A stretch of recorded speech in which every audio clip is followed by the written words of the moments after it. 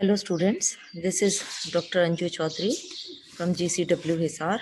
Today we will going to discuss the topic of resource management, or you can also call it as home management. What is resource management? Resource management का अर्थ है संसाधन, resources को, संसाधनों को resources कहा जाता है और मैनेजमेंट का मतलब व्यवस्था। जब हम संसाधनों की व्यवस्था करते हैं तो उसे रिसोर्स मैनेजमेंट कहा जाता है, और जब हम घर में उपलब्ध संसाधनों की व्यवस्था करते हैं तो उसे होम मैनेजमेंट या resource management in context with home या घर के संदर्भ में रिसोर्सेज को मैनेज करना। अब होम मैनेजमेंट है क्या, गृह व्यवस्था किसे कहते हैं? It is a mental process which involves 3 steps. ये एक मानसिक प्रक्रिया है जिसके अंतर्गत 3 चरण आते हैं। पहला चरण है प्लानिंग यानी योजना बनाना, दूसरा चरण कंट्रोलिंग यानी नियंत्रण करना, और तीसरा चरण है इवेल्युएशन यानी मूल्यांकन करना।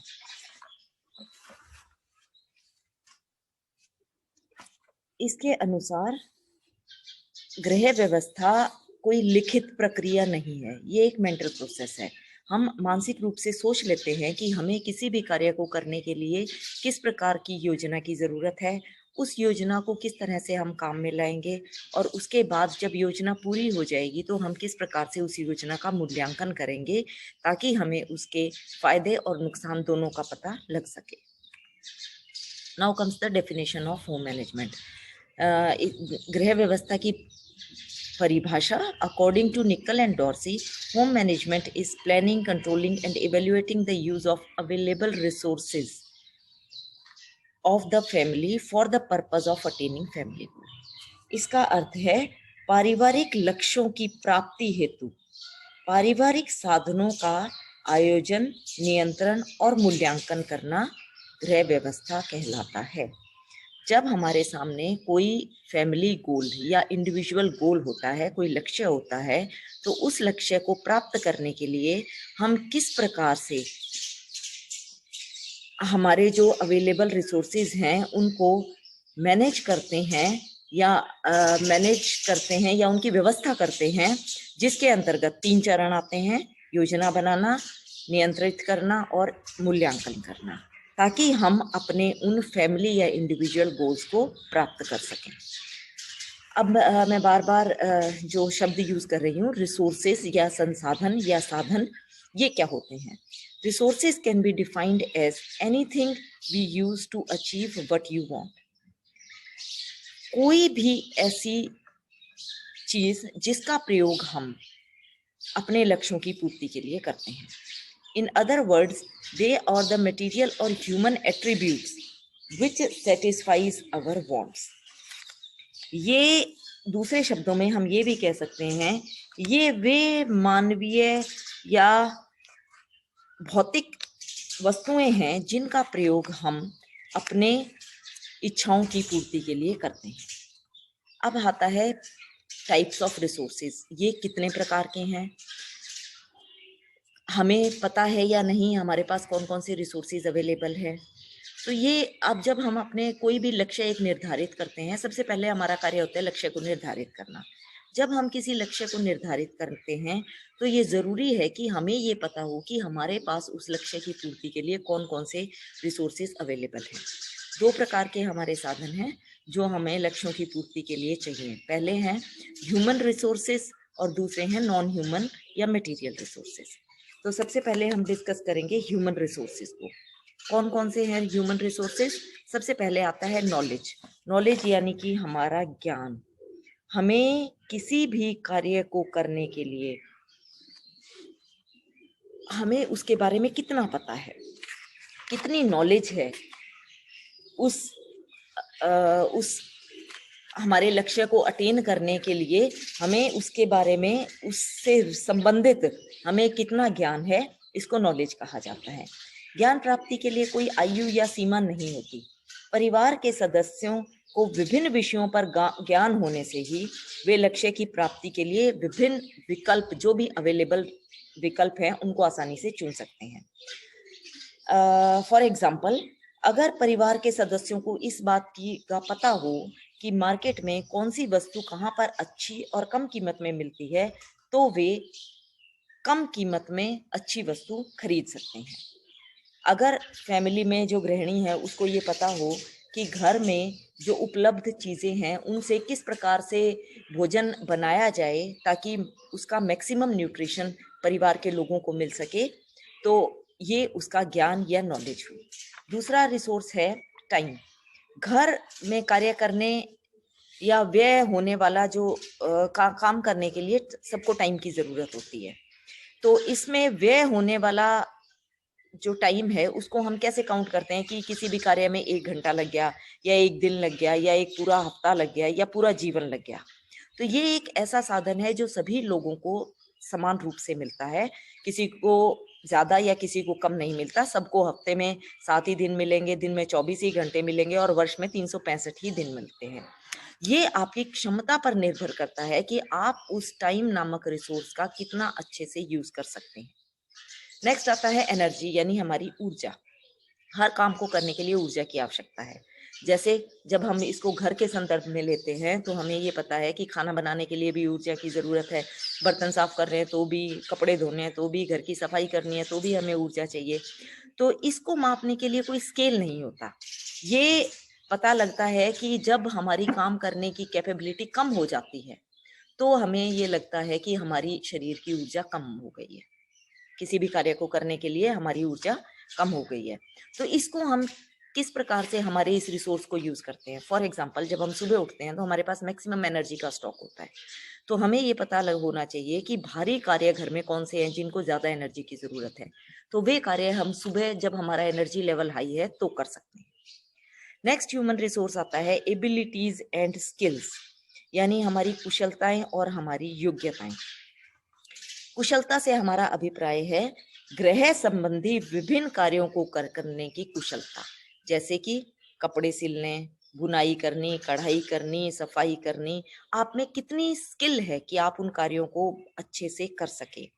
योग्यताओं से हमारा मतलब है मानसिक कैपेबिलिटी, हम मेंटली उस कार्य को कितना करना चाहते हैं। ये योग्यताएं हमारी जन्मजात भी हो सकती हैं या बाद में अर्जित की हुई भी हो सकती हैं।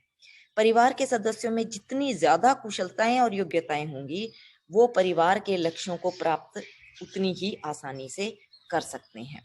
अगर घर में किसी को सिलाई आती है तो वो घर के सारे काम के साथ साथ सिलाई भी कर सकता है और इस प्रकार से धन नामक अपने साधन को बचा सकता है। नेक्स्ट आता है एटीट्यूड, यानी किसी भी कार्य को करने के लिए हमारी मनोवृत्ति क्या है। मनोवृत्तियों से अभिप्राय है पॉजिटिव एंड नेगेटिव एटीट्यूड, हमारा दृष्टिकोण। हम उस कार्य के प्रति आशावादी हैं या निराशावादी हैं। अगर हम किसी कार्य को करने के लिए आशावादी हैं तो हम उस कार्य को ज़्यादा अच्छे से कर सकते हैं। अगर हम काम को करना ही नहीं चाहते तो हमें उस कार्य को करने में ज़्यादा मुश्किलें आएंगी। नेक्स्ट कम्स, अच्छा, ह्यूमन रिसोर्सेज के बारे में एक मेन और चीज़ है कि ये वे साधन हैं जो हमारे अंदर एज एन इंडिविजुअल उपलब्ध हैं हमारे पास।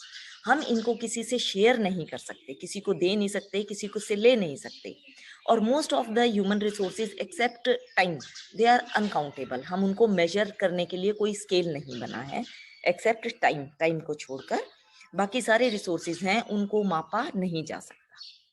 Next comes non human resources, they are opposite to human resources. इनको काउंट किया जा सकता है, इनको हम शेयर कर सकते हैं, किसी से ले सकते हैं, किसी को दे सकते हैं। इनको हम quantitative, they are quantitative, measurable. ये हमारे अंदर एज एन इंडिविजुअल नहीं है, they are present in our surroundings, हमारे आसपास ये मौजूद होते हैं। अब ये कौन कौन से हैं? सबसे पहला है मनी या मुद्रा। आधुनिक युग में धन एक बहुत महत्वपूर्ण साधन है क्योंकि इसकी सहायता से अन्य भौतिक वस्तुएं खरीदी जा सकती हैं। प्रत्येक व्यक्ति ये कोशिश करता है कि किसी न किसी तरह ये साधन बढ़ाया जा सके। ये किसी भी फॉर्म में हो सकता है, नोट, सिक्के, चेक, बैंक ड्राफ्ट, या आपको जो मुफ्त सुविधाएं उपलब्ध हैं, जैसे मुफ्त शिक्षा, गवर्नमेंट कॉलेजेस हैं, सरकारी अस्पताल हैं, आपका मकान में अपना खुद का मकान है जिसकी वजह से आपके किराए की बचत हो रही है, आपके घर में बागवानी है जिसमें आपने सब्जियां लगाकर पैसे की बचत करते हैं आप, ये सब धन रूपी साधन है। हर परिवार को एक अक्सर मैक्सिमम टाइम्स ऐसा होता है कि हमारे पास ये एक फिक्स अमाउंट में प्रेजेंट होता है, और अब क्योंकि ये एक फिक्स अमाउंट में हमारे पास है तो हमें इस रिसोर्स को बड़ा जुडिशियसली यूज करना होता है ताकि उस लिमिटेड रिसोर्स में हमारी सारी ज़रूरतें हम पूरी कर सकें। नेक्स्ट आता है मटेरियल गुड्स, यानी कि भौतिक वस्तुएं। ये सभी वस्तुएं, ये वे सभी वस्तुएं हैं जिनको हम धन के द्वारा प्राप्त कर सकते हैं। जैसे कि कोई भी चल अचल संपत्ति हमारे पास है, टिकाऊ या नश्वर वस्तुएं हैं जैसे मकान, कार, भोज्य पदार्थ, वस्त्र, ये सारी चीजें वे हैं जिन्हें मटेरियल गुड्स कहा जाता है। और ये डिपेंड करता है कि हमारे पास धन रूपी साधन कितना है, इसी धन रूपी साधन से हम ये वस्तुएं खरीदते हैं या इकट्ठी करते हैं। नेक्स्ट आता है कम्युनिटी फैसिलिटीज। कम्युनिटी फैसिलिटीज का अर्थ है सामुदायिक सुविधाएं। ये वे सुविधाएं हैं जिन्हें परिवार समाज का एक हिस्सा होने के कारण प्रयोग कर सकता है। जैसे क्योंकि हम एक सोसाइटी में रहते हैं और गवर्नमेंट ने हमें कुछ फैसिलिटीज प्रोवाइड की हैं, ये वे फैसिलिटीज हैं। पुलिस संरक्षण हो गया, हमारे पास सड़कें हैं, सार्वजनिक पार्क हैं, यातायात की सुविधाएं हैं, मनोरंजन के साधन हैं, बाजार हैं, बिजली है, जल है, सरकारी अस्पताल है। ये सारी वे चीजें हैं जो हम being a part of society हमें अवेलेबल हैं, और इन सार्वजनिक सुविधाओं का लाभ उठाने से कुछ मात्रा में हम धन की बचत भी कर सकते हैं। तो these are non human resources. Now comes similarities of different resources. जितनी भी तरह के साधन हैं, चाहे वो मानवीय साधन हैं या भौतिक साधन हैं, इनमें कुछ सिमिलैरिटीज हैं, इनमें कुछ समानताएं हैं। सबसे पहला है all resources are useful and all help to achieve goals. सारे के सारे जो साधन हैं वे यूजफुल हैं, हमारे लिए सब हमारी ज़रूरतों को पूरा करने के लिए सबकी ज़रूरत है हमें, और ये हमारे लक्ष्यों की प्राप्ति में मदद करते हैं। All resources are limited. सभी प्रकार के रिसोर्सेज जो हैं वो लिमिटेड हैं, सीमित हैं। कोई भी रिसोर्स हमारे पास एक्सेस अमाउंट में प्रेजेंट नहीं है। अगर ऐसा होता तो फिर हमें मैनेजमेंट की ज़रूरत ही नहीं पड़ती। All the resources are interrelated. सभी साधन परस्पर संबंधित हैं, आपस में रिलेटेड हैं। ऐसा नहीं है कि एक साधन है तो वो सिर्फ वही साधन उस काम को कर सकेगा, नहीं, दूसरा साधन भी उस साधन की जगह काम में लाया जा सकता है। Resources can be substituted. This is one and the same thing. एक रिसोर्स को दूसरी रिसोर्स की जगह हम जब प्रयोग करते हैं तो उसको सब्सटीट्यूशन कहते हैं। और इंटर रिलेटेड का मतलब है एक दूसरे से संबंधित होना, कि एक दूसरे से साधन का संबंध है, एक साधन का प्रयोग करके हम दूसरे को बचा सकते हैं। All the resources need to be managed. क्योंकि सारे साधन सीमित हैं, हमारे पास लिमिटेड है रिसोर्सेज, इसीलिए ये जरूरी है कि इनकी मैनेजमेंट की जाए। नेक्स्ट आता है all the resources can be developed. सभी प्रकार के resources, all resources can be developed, इसका अर्थ है कि सभी साधनों को विकसित किया जा सकता है। अगर हमारे पास कोई साधन कम है तो हम उस साधन को डेवलप कर सकते हैं या विकसित कर सकते हैं ताकि हम अपनी ज़रूरतों को पूरा कर सकें। मान लीजिए आपके पास धन रूपी साधन कम है तो आप कोई और जॉब या कोई और स्किल ऐसी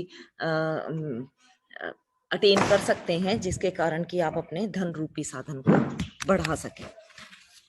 now comes the management process. अब तक तो हमने ये पढ़ा कि साधन क्या है, अब हम ये पढ़ेंगे कि मैनेजमेंट की प्रक्रिया या व्यवस्था की प्रक्रिया किसे कहते हैं। हमें सबसे पहले व्यवस्था की जरूरत ही क्यों पड़ी? हमारे पास जब कोई भी प्रॉब्लम आई या हमारे पास हमें कोई लक्ष्य था जिसे हमें हासिल करना था, या कोई गोल जिसको हम कहते हैं, उसको हासिल करने के लिए हम मैनेजमेंट करते हैं उन साधनों की जो हमारे पास उपलब्ध हैं। और अब आपको ये पता लग गया कि हमारे पास सभी प्रकार के साधन एक लिमिटेड अमाउंट में प्रेजेंट हैं, इसलिए ये ज़रूरी है कि हम उन साधनों की व्यवस्था करें, उन साधनों को मैनेज करें ताकि हम अपने लक्ष्यों की प्राप्ति कर सकें। इसमें पहले मैंने आपको बताया कि 3 चरण हैं, प्लानिंग, कंट्रोलिंग एंड इवैल्यूएशन। लेकिन प्लानिंग के बाद एक और चरण भी ऐड किया गया बाद में, दैट इज कॉल्ड ऑर्गेनाइजिंग, जिसका अर्थ है संगठन करना। तीसरा आता है फिर कंट्रोलिंग और चौथा चरण आता है इवैल्यूएशन। तो first of all we go through planning. Planning क्या है, योजना बनाना क्या है। जब हमारे पास कोई भी उद्देश्य आता है, हमारे सामने कोई लक्ष्य आता है जिसे हमें प्राप्त करना है, तो हम उसकी व्यवस्था करते हैं।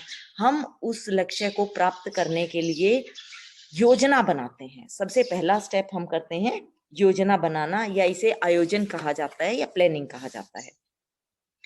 इसकी डेफिनेशन है, इच्छित लक्ष्य तक पहुंचने के लिए विभिन्न प्रकार के मार्गों के बारे में सोचना, कल्पना में प्रत्येक योजना के पूर्ण होने तक उसका अनुमान करना और सबसे आशावादी योजना का चुनाव करना ही नियोजन या प्लानिंग है।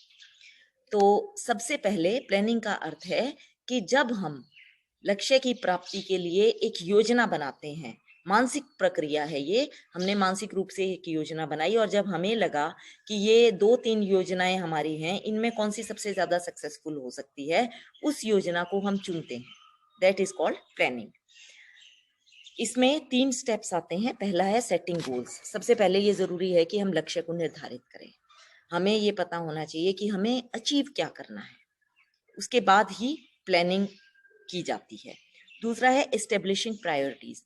लक्ष्य निर्धारित करने के बाद हम ये डिसाइड करते हैं कि हमारी प्रायोरिटीज क्या है। प्रायोरिटीज का अर्थ है प्राथमिकताएं क्या है, उस लक्ष्य को पूरा करना हमारे लिए क्यों जरूरी है। ऐसा नहीं होता कि हमारे पास एक ही लक्ष्य होता है, हमारे पास बहुत सारे लक्ष्य होते हैं।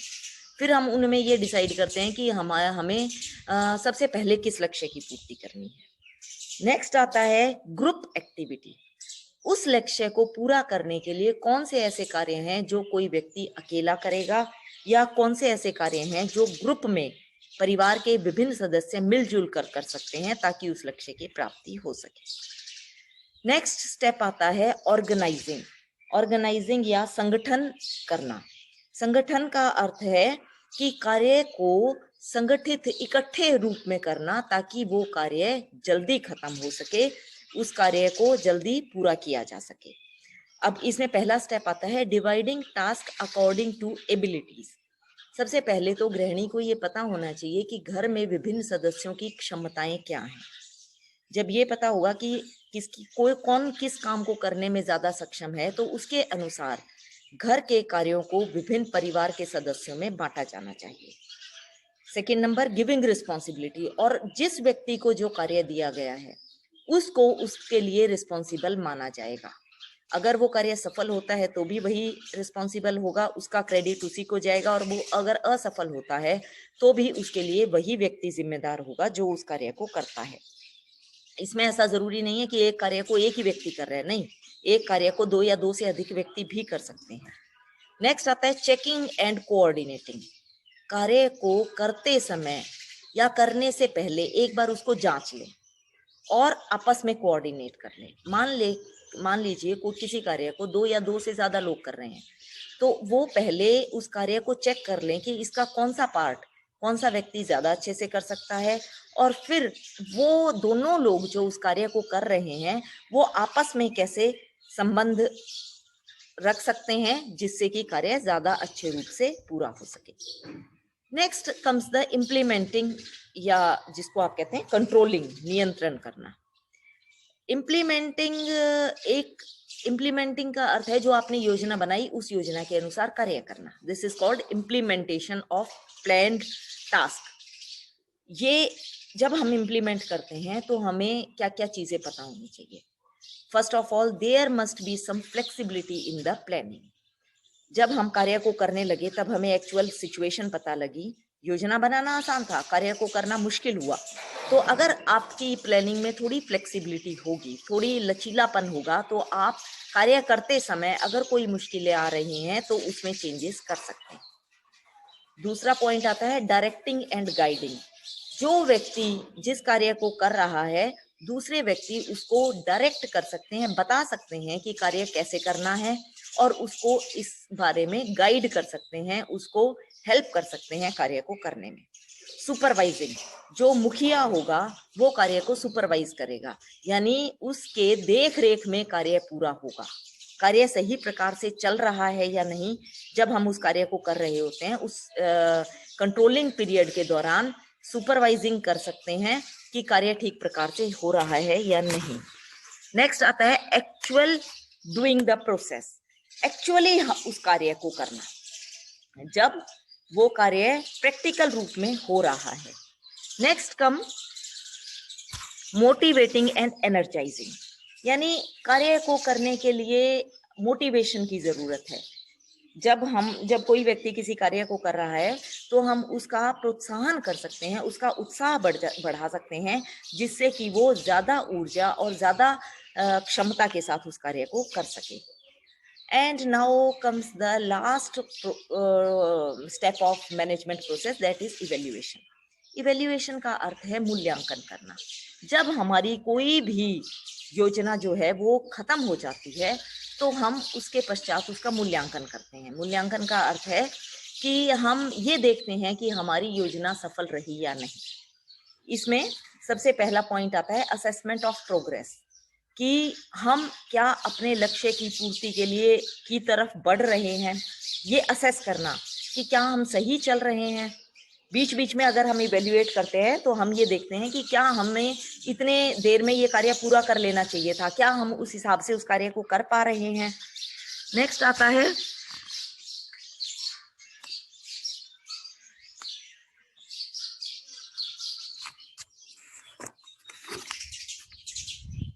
Next come judging effectiveness. बीच बीच में ये जज करना कि क्या इफेक्टिवली सही प्रकार से कार्य हो रहा है या नहीं। और लास्ट स्टेप आता है एनालाइजिंग रिजल्ट्स। जब कोई भी कार्य हमारा खत्म हो गया है तो हम ये देखते हैं कि उसका रिजल्ट क्या हुआ, यानी क्या वो सफलतापूर्वक वो कार्य खत्म हुआ या नहीं। अब इवेल्युएशन का फायदा क्या है, काम तो आपका हो गया या नहीं हुआ, process is over, but evaluation helps us in finding our lacuna, या हमारी जो कमियां थी। जब हम ये देखते हैं इवेल्युएशन के प्रोसेस के दौरान, लास्ट स्टेप हम ये देखते हैं कि क्या हमारा लक्ष्य पूरा हुआ या नहीं। तो जब हम इवेल्युएशन करते हैं हमें ये पता लगता है कि हमारा लक्ष्य पूरा नहीं हुआ, यानी कि हमारी योजना में कोई कमी रह गई या हमारे नियंत्रण में कोई कमी रह गई, तभी हमारी योजना सफल नहीं होगी। तो ये हमें हेल्प करता है कि हम जब भी नेक्स्ट योजना बनाएं तो उसमें वो कमियां ना रहें जो हमारी पिछली योजना में रह गई, जिसके कारण कि हमारा जो प्लानिंग का प्रोसेस था या हमारा जो पूरा मैनेजमेंट का प्रोसेस था वो सक्सेसफुल नहीं हुआ। इसलिए इवैल्यूएशन करना जरूरी होता है।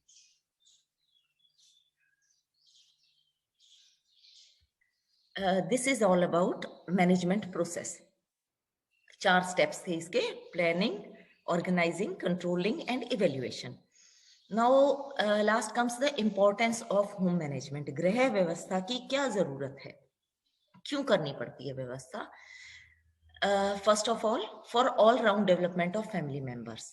परिवार के सभी सदस्यों की संपूर्ण विकास के लिए ये जरूरी है कि घर में व्यवस्था की जाए। अगर घर में व्यवस्थित रूप से सब कार्य होंगे तभी घर के सभी सदस्य सेटिस्फाई होंगे, खुश होंगे। Next come to help family members in setting proper goals. इससे ये मदद मिलती है कि परिवार के विभिन्न सदस्यों के लक्ष्यों के बारे में पता लगता है और उन लक्ष्यों को कैसे पूरा करना है, उसके लिए कैसे प्लान करना है, वो ठीक है, वो हमारी प्लानिंग उसी के हिसाब से बनती है जब हमें लक्ष्यों का पता होता है। और developing good values.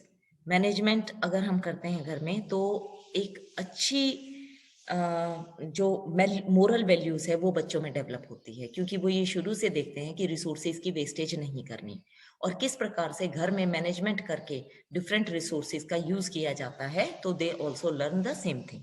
Helps to identify the family resources. जब भी हमारे सामने कोई लक्ष्य होता है, उसे पूरा करना होता है, तो हम सबसे पहले ये ढूंढते हैं कि हमारे पास अवेलेबल रिसोर्सेज कौन से हैं, कौन कौन से साधन उपलब्ध हैं जिनसे कि हम अपने लक्ष्यों की पूर्ति कर सकते हैं। तो इस प्रकार से मैनेजमेंट प्रोसेस के दौरान हमें विभिन्न फैमिली रिसोर्सेज का भी पता लगता है। Create atmosphere of love and cooperation. जब परिवार के सभी सदस्यों की जरूरतें पूरी होती है, उनके लक्ष्यों की पूर्ति होती है और वो सब मिलजुल कर उस लक्ष्य की प्राप्ति के लिए कार्य करते हैं, तो ऐसे में घर में प्यार और एक दूसरे के साथ मिलकर कार्य करने की भावना बढ़ती है। Make available appropriate use of resources for doing the work. ये आपको जरूर समझ आता है कि किस तरह से रिसोर्सेज का सही प्रकार से यूज किया जाए ताकि कार्य को पूरा किया जा सके। This is all about the process of management. Thank you.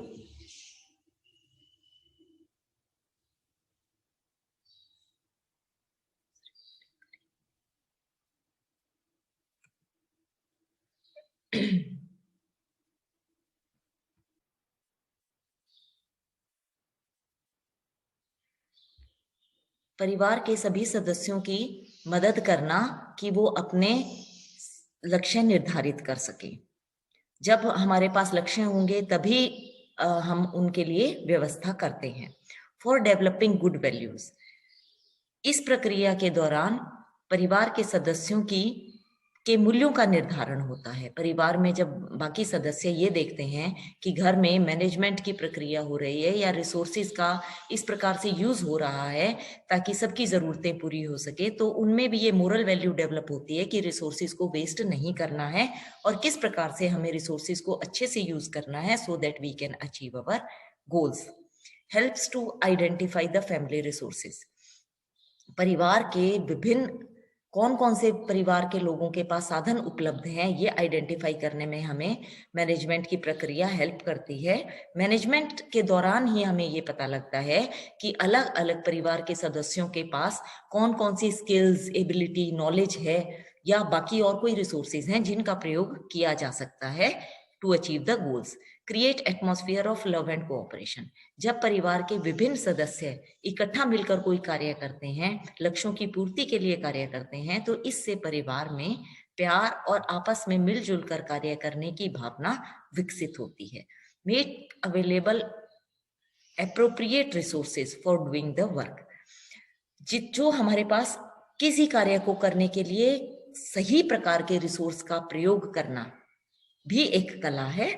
ये कला भी इस मैनेजमेंट के प्रोसेस के दौरान सीखी जाती है कि किस प्रकार से किसी कार्य को करने के लिए हम कौन से रिसोर्स का प्रयोग करेंगे। That is all about the process of management.